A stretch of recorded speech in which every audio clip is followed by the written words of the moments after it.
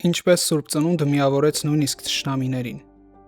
1914 թվական առաջին համաշխարհային պատերազմը նոր էր սկսվել։ Եվրոպան արյան մեջ էր։ Խրամատներում սով, ցուրտ եւ վախ էր տիրում։ Դեմ առ դեմ կանգնած էին մարդիկ, որոնք պետք է սպանեին իրար։ Բայց գալիս է Սուրբ Ծնունդը։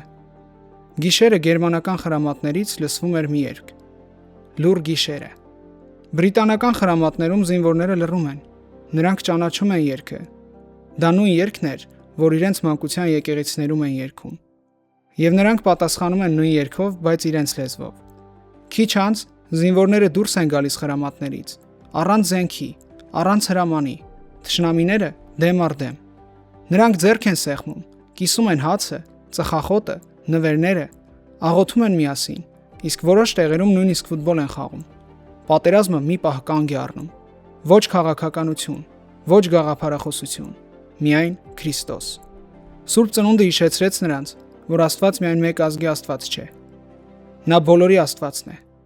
Աստված միայն մեկ ազգի համար չմարդացավ, այլ բոլորի համար։ Քրիստոնեությունը չի ծնվել բաժանելու համար, այլ միավորելու։ Այն բերում է խաղաղություն, նույնիսկ պատերազմի ամենախավար պահին։